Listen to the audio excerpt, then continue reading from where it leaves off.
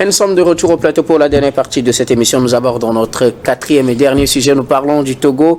Deux jeunes TikTokers condamnés à 6 mois de prison avec sursis. Le tribunal de première instance de Lomé a jugé cette affaire ce mercredi 29 mai. C'était une affaire qui a fait grand bruit sur les réseaux sociaux puisque c'est par là que deux jeunes Togolais, Fousseni Abibou et Wake Kofi Blaise, ont fait une vidéo dans laquelle ils commentaient, disons-le comme cela, le changement de constitution avec le nouveau système, le régime parlementaire. Et ils ont sorti des propos qui ont leur valu une arrestation d'abord, et puis donc finalement ce qui a conduit à ce procès, on leur reproche particulièrement, ils sont accusés plutôt des faits d'outrage envers les représentants de l'autorité publique, particulièrement le chef de l'État, et donc le procureur a requis une peine de 6 mois avec sursis contre eux. Ils seront donc condamnés ce mercredi à 6 mois de prison avec sursis. Voilà un peu le dénouement à leur arrestation. Plusieurs voix plus tôt se sont élevées pour demander la clémence de la justice, pour appeler à leur libération. Finalement, ils ne seront pas enfermés, mais ils sont plutôt condamnés à 6 mois de prison avec sursis. Je commence par vous, pasteur, puisque vous êtes défenseur des droits de l'homme. J'imagine que vous êtes prononcé sur l'affaire ou que vous allez vous prononcer sur leur libération. Je commence donc par vous. Alors,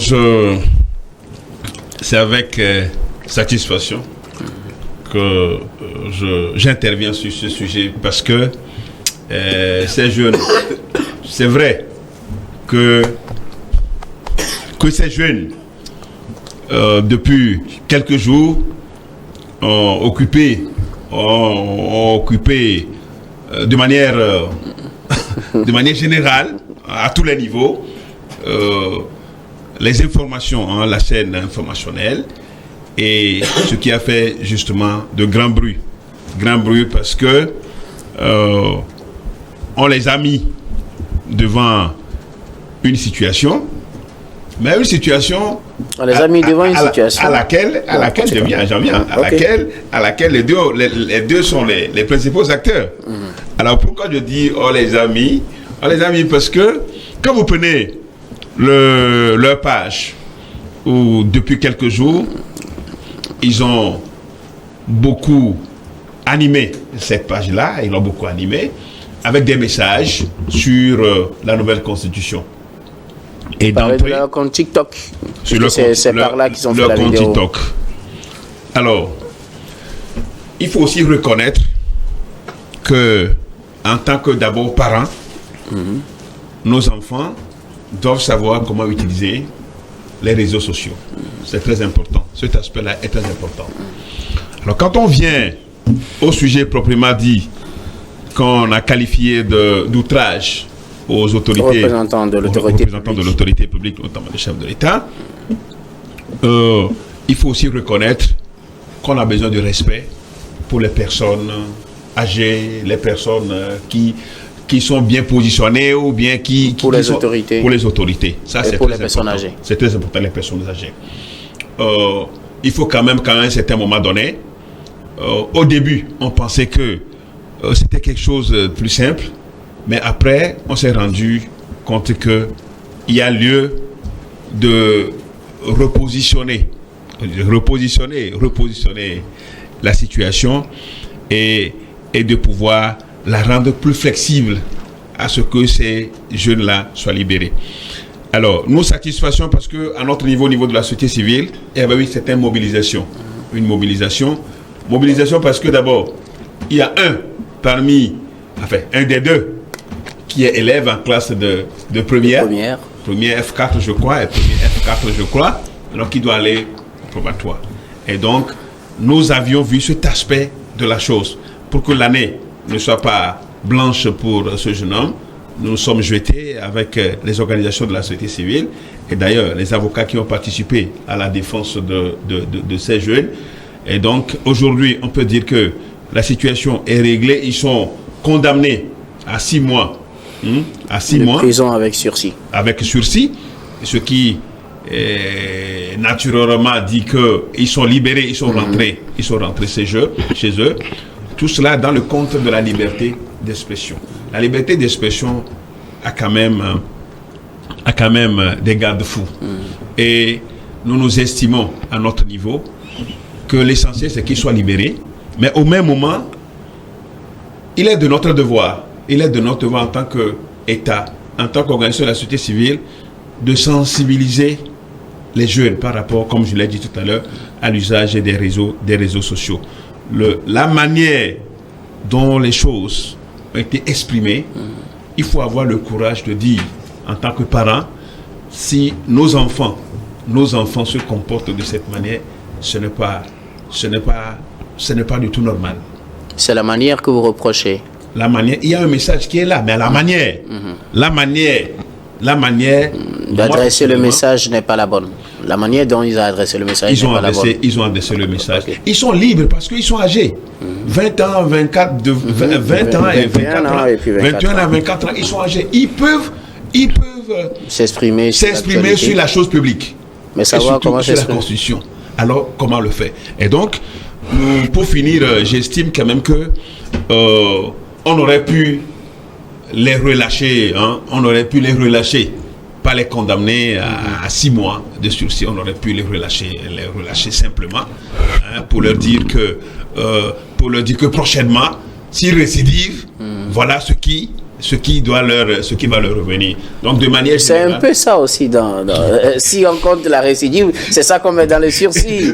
Oui, je vois, mais on aurait pu les relâcher. Vous aurez aimé une relaxe pure et simple, sans sursis. Une relaxe pure et simple, pas avec sursis.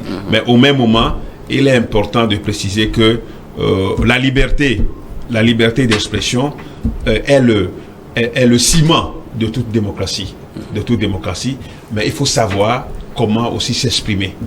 Ce que les jeunes ont dit, beaucoup de personnes le disent d'une autre manière, mais ils ne sont jamais accusés, ils ne sont jamais interpellés. Donc ce qui veut dire que la liberté d'expression doit se faire de telle sorte que nous puissions respecter les uns et les autres. Merci beaucoup. À vous, pasteur. Alors, Robert Kossigan a côté. Ces deux jeunes ont défrayé la chronique ces derniers temps sur les réseaux sociaux, surtout puisque c'est par là qu'ils ont fait leur publication. Ils réagissaient par rapport au changement de constitution avec des propos. Si d'accord, on ne va pas revenir ici. J'espère que la plupart des Togolais ont vu cette vidéo ou des portions de cette vidéo. Ils ont été arrêtés. Leur arrestation a également suscité beaucoup de réactions. Ils ont été jugés ce mercredi 29 mai, ils sont condamnés à 6 mois de prison avec sursis. C'est-à-dire qu'ils vont retrouver la maison. Il y a un sursis qui pèse, eux, sur une durée de 6 mois. Vous savez, depuis que le bâton a été exclu dans l'école, il y a beaucoup de dérapages. Nos enfants ne connaissent plus âgés ou petits. Ils ne savent même pas qu'entre eux, ils doivent se respecter. Sinon, le président de la République est une institution. On ne peut pas lui parler comme on veut. Maintenant, quand nous revenons à nous-mêmes, le respect de soi, c'est respecter aussi l'autre. La manière dont vous allez parler à votre prochain sans qu'il ne soit pas énervé, frustré et tout, c'est de la même manière, on doit vous parler. Et donc, tout ce que les enfants ont dit, si nous le prenons terre à terre, c'est de l'impolitesse caractérisée. Bon, c'est de l'impolitesse caractérisée. J'accuse nous tous qui sommes parents aujourd'hui, il y a une légèreté. Il y a une légèreté dans l'éducation de nos enfants. Avant, nous savons que quand vous êtes devant une personne plus âgée, c'est lui qui vous tend la main. Ce n'est pas vous. Et c'est à vous de vous abaisser avant de lui dire bonjour. Aujourd'hui, tout ça là ne compte plus dans la société. Et c'est mauvais. Donc, ces enfants-là, il faudrait qu'ils retiennent que c'est un devoir citoyen de parler de comment va la cité. Mais c'est encore un autre devoir citoyen d'avoir le respect pour les autorités, d'avoir le respect pour tout le monde qui est dans la société et de se respecter soi-même. Comme l'a dit le pasteur, il y a d'autres formes sur laquelle on peut opiner comme ça sur la nouvelle constitution sans qu'on ne soit inquiété. Il y a une forme, il y a une règle de respect dans le parler et tout. Donc moi, j'invite tous les jeunes à à tout faire pour se respecter et respecter leur prochain. C'est très important. Je l'ai dit sur ce plateau qu'il va falloir que cette nouvelle Assemblée nationale puisse légiférer, puisse trouver des lois pour encadrer tout ce qui se passe sur les réseaux sociaux. J'ai dit ça peut-être une semaine avant leur arrestation. C'est le moment de réitérer le même vœu pour qu'on puisse encadrer l'utilisation du TikTok. Ça ne soit pas sur une forme restrictive. Hein? Non, peut-être certains abus. Tout à l'heure, hier ou la fois dernière, j'ai appris d'un jeune Ivoirien qui est aux États-Unis, qu'on appelle Nicapol, qui fait des choses pas possibles sur TikTok. Et ça draine beaucoup de monde. Et là, on se demande, est-ce que la morale a encore une place dans la société aujourd'hui? De ces choses, on peut les restreindre pour que le jeune Togolais n'ait pas accès à ça. C'est aussi la vérité, c'est aussi une réalité. Nos autorités ont alors ce pouvoir de réguler un peu la chose pour que ce qui va rentrer dans le commun de nos enfants et de nous-mêmes respecte un peu notre culture, le savoir-vivre en société, la morale et tout. Donc moi j'ai dit, ces deux enfants, reconnaissons qu'ils ont fauté. Dieu merci qu'ils ont été interpellés, vite relâchés, qu'ils apprennent de leur faute pour ne pas récidiver demain. Alors, pour être plus clair, quelle est la faute? Le fait d'avoir réagi, ce qu'ils ont dit ou la manière? C'est la manière. C'est plutôt la forme, la manière. Le contenu ne pose pas problème selon vous? Le contenu, il s'agit de la Constitution. Ça, on peut revoir ça. Mais interpeller le président comme son valet, c'est inacceptable. Okay. C'est condamnable. C'est comme l'adjoint au maire. Sous d'autres jeux, on le considère comme le maire. Mais donc, c'est un maire d'ailleurs. C'est un maire d'ailleurs. Donc, moi, comme citoyen, je ne peux pas l'interpeller, même s'il commet des impairs. Je ne peux pas l'interpeller comme je veux. Comme un vulgaire. Comme un vulgaire, non. Il est une autorité. Vous savez, c'est très facile de croire que si vous êtes à la place là, vous allez faire mieux que lui. Hein.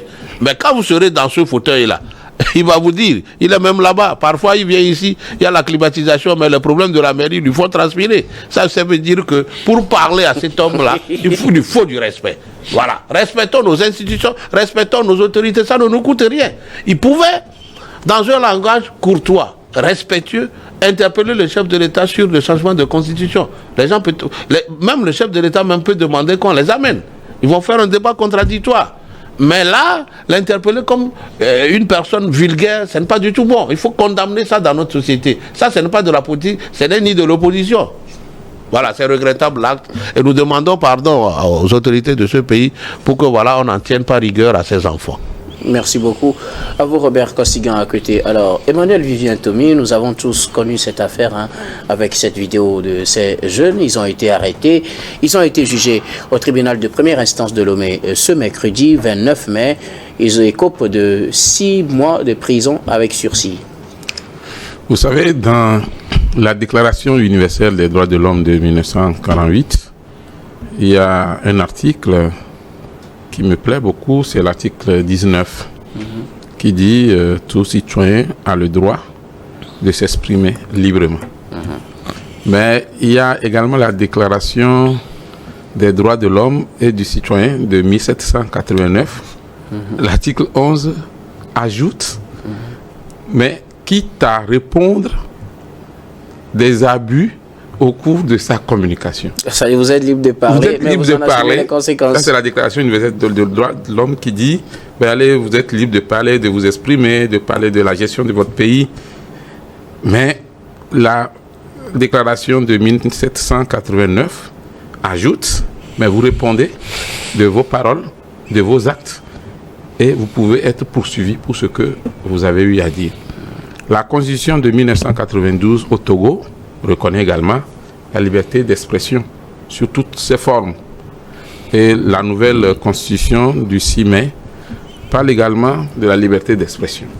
Mais il y a la responsabilité, c'est-à-dire que tout est permis, mais tout n'est pas bon à faire. Il faut savoir poser soi-même les limites des propos. Le problème avec ces deux jeunes, ils ne sont pas journalistes. Donc, ils sont considérés comme des citoyens ordinaires. Ils ont le droit, ils ne sont pas protégés par le Code de la presse et de la communication, par exemple, qui est une loi particulière. Ils n'ont pas de statut. Donc, il ne faut pas suivre les autres. Parce que, vous savez, quand on est dans la diaspora, c'est facile de dire certaines choses parce qu'on se dit, on ne sera pas vite, on sera pas vite retrouvé. Mais là aussi, on peut vous retrouver, puisque le monde est très petit maintenant. Avant, on disait que c'était un village planétaire. Maintenant, on parle plutôt de cases. Vous êtes ensemble. On peut vous retrouver à n'importe quel moment. Est-ce que ces jeunes ont le droit de s'exprimer sur le changement de constitution? Oui, nous tous qui sommes ici, nous en avons parlé. Il y a certains Togolais qui ne sont pas d'accord qu'on change de constitution. Il y a d'autres qui sont d'accord. Vous en faites partie, vous faites partie. Bon, je ne reviens pas sur mon opinion. Il fait partie avec son patron.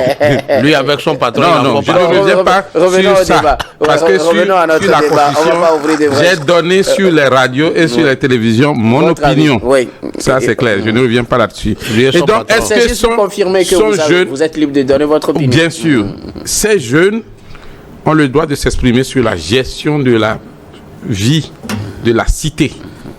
Mais en même temps, c'est les termes que ces jeunes utilisent qu'il faut revoir. Et ça, c'est de la responsabilité des parents, des adultes que nous sommes. Nous devons expliquer aux jeunes. Ces jeunes ne sont plus des mineurs. Des fois, on se dit quand on a 18 ans, on ne dépend plus des parents. Tu sais, on est libre d'assumer ce qu'on dit. Et ainsi de suite. Malheureusement, chez nous, il y a des jeunes qui ont plus de 25 ans, 27 ans, mais qui sont toujours des mineurs. Parce que d'abord, ils ont terminé les études chez les parents. Ils sont d'abord chez les parents. Et puis, quand tu vois leur raisonnement, des fois, tu peux te poser des questions. Nous, on a été à la vieille école, on a eu l'éducation de nos parents. La plupart, c'est les années avant l'indépendance, leur naissance. Et donc, c'est pas la même chose. Aujourd'hui, il ne faut pas croire que, parce que la technologie est développée, donc on peut se cacher derrière son téléphone portable et mettre n'importe quoi sur TikTok. Je ne dis pas que ces jeunes n'ont pas le droit de s'exprimer sur la vie de leur pays. Mais il y a les manières pour s'exprimer. Ça, c'est la première chose. La seconde chose que j'aimerais ajouter, c'est que, en fait, ce n'est pas la détention qui est la règle. La détention, c'est plutôt l'exception. La liberté est la règle. Et donc, aujourd'hui, il faut que ces jeunes comprennent. On a dit libérer, mais condamner quand même avec sursis. Ça veut dire que à n'importe quel moment, s'ils récidivent, s'ils reprennent la même chose, on peut les reprendre et les détenir encore. Et donc, ils doivent faire attention. Je pense que s'ils veulent s'engager dans les médias, ils n'ont qu'à s'occuper d'abord de leurs études et puis après, pourquoi pas devenir journalistes s'ils finissent leurs études. Et si tant qu'ils aiment ce métier et s'ils ont une bonne culture. Maintenant, pour le moment, il faut faire attention quand vous parlez des autorités. Vous pouvez dire la même chose sans être inquiété. Ça dépend des mots que vous choisissez. Sinon, s'il faut parler comme eux, je pense que tous les jours, les journalistes vont se retrouver en prison. Alors, il y a des situations, on choisit bien les mots, on réfléchit, on tient notre langue, on tourne la langue au moins 7 fois, ou bien combien de fois, comme le dit la Bible, avant de sortir. Et donc, que la population togolaise et nos frères et sœurs de la diaspora comprennent qu'on n'a jamais dit que c'est une bonne chose que ces jeunes soient détenus. On n'a jamais dit que c'est une bonne chose que ces jeunes soient condamnés. Mais on dit aussi qu'il y a la liberté d'expression, mais il ne faut pas en abuser, surtout quand vous n'avez pas de statut particulier, parce que vous pouvez être appelé à répondre. Et pour terminer sur ce point, il ne faudrait pas aussi oublier que, quels que soient les postes que nos concitoyens occupent, ils ont aussi droit à leur vie privée. Ils ont droit à la dignité. C'est des pères de famille et ces personnes méritent aussi le respect qu'on doit donner aux autres. Et donc, qu'on ne pense pas que c'est parce qu'il est président, donc tout le monde peut se lever et l'insulter. Et il y a certains mots, il ne faut pas les utiliser quand on fait une vidéo publique. C'est important. Le TikTok, il faut l'utiliser pour se faire de l'argent quand on est jeune, mais il ne faut pas l'utiliser pour attirer la foudre sur soi. Parce que tout ce que vous dites, même si vous effacez, on peut toujours retrouver tout ce que vous avez publié. Même si vous vous cachez au fond de votre, je sais pas, de votre champ de maïs, on peut vous retrouver quand on veut, parce qu'aujourd'hui la technologie est très développée. Merci beaucoup à vous. Alors, nous arrivons pratiquement à la fin de ce numéro de Regard Croisé, mais comme d'habitude, nous allons faire notre dernier tour de table. Ce sera pour vos mots de fin sur un sujet de votre choix. Je commence par vous, Robert Kossigan-Akoté. Je voudrais demander que voilà, tous les jeunes puissent prendre conscience et que ceux qui sont déjà qui ont déjà commencé l'examen de bac, qui puissent se concentrer sur les épreuves, sur l'examen. L'examen n'est qu'une manière de rendre compte de tout ce que les professeurs vous ont dispensé comme cours de l'année. Il faut les rendre comme tels et que la chance les accompagne. Maintenant, pour ceux qui vont aller au bac 2, puissent le ciel les accompagner, mais il faudrait que eux-mêmes alors puissent beaucoup apprendre et se concentrer sur leur examen. Et je voudrais aussi demander humblement au chef du gouvernement de donner un coup de fouet pour le dossier d'électrification de Klikame. C'est très important. Merci. Merci beaucoup. À vous, Robert Kossigan-Akoté, vous êtes analyste politique et président de l'Alliance Jeunesse Développement JD. Merci d'avoir répondu à notre question. Merci, docteur. Merci, docteur. Emmanuel Vivien Tomi, vos mots de fin. Juste saluer l'initiative de faire ce qu'on appelle la semaine de l'intelligence artificielle. Qui va commencer en début juin, le 4 juin précisément, et dire qu'aujourd'hui, le monde est obligé d'adopter l'intelligence artificielle. Et les jeunes, surtout de mon pays ou du continent, doivent s'intéresser effectivement à l'intelligence artificielle. Pourquoi pas se professionnaliser, se spécialiser dans le domaine, parce que c'est un secteur porteur pour demain, et en même temps aussi, on le dit d'une façon vulgaire, la machine va remplacer l'homme dans plusieurs métiers, mais il faut qu'en Afrique, nous puissions vite envoyer nos enfants en formation et que nos enfants comprennent ce que c'est que l'intelligence artificielle, parce que l'avenir du monde va se jouer aussi avec ça. Et je souhaite déjà une très bonne semaine de l'intelligence artificielle à partir du 4 juin à tous ceux qui sont des professionnels du domaine et à tous les concitoyens du Togo. Merci beaucoup. À vous, Emmanuel Vivien Tomi, vous êtes journaliste, directeur général de Plume Libre. Vous êtes également conseiller en communication politique. Merci de nous avoir rejoints sur ce plateau. C'est toujours un plaisir les jeudis. Pasteur Edo, vos mots de fin. Non, je voudrais juste interpeller une fois encore les autorités togolaises par rapport à la situation que j'avais présentée au début de cette émission qui concerne les zones minières. Les zones minières, les zones d'exploitation de phosphate et autres ressources qui devaient en principe être remblayées mais qui ne l'ont pas été et qui créent aujourd'hui, qui deviennent des mouroirs dans les préfectures de Vaud et ailleurs. Donc une fois encore, j'interpelle le gouvernement à vraiment à donner des instructions fermes à qui de droit pour que dans les jours à venir, on puisse commencer le remblai de ces zones-là pour éviter que des morts ne soient plus enregistrés. Donc voilà, ce message est très important.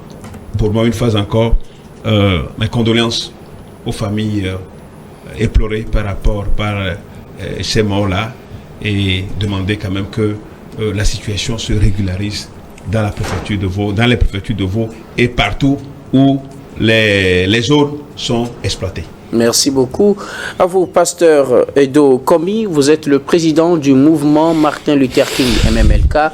Vous êtes également le premier adjoint au maire de la commune Golfe 2. Merci d'avoir répondu à notre invitation. Merci, mon cher. Et nous disons merci également à toutes les équipes techniques et rédactionnelles qui nous ont aidés à préparer et à présenter cette émission. Merci à tous les amis qui nous ont accompagnés de l'autre côté de la régie. Merci à Richard Koufanga à la réalisation, à Pierrick Christian Obaniko à la diffusion, à Fofogolo à la caméra. Grand merci à vous, surtout très chers téléspectateurs, de nous avoir suivis. C'est la fin de ce numéro de Regard Croisé. Je vous retrouve demain avec le même plaisir pour un autre numéro.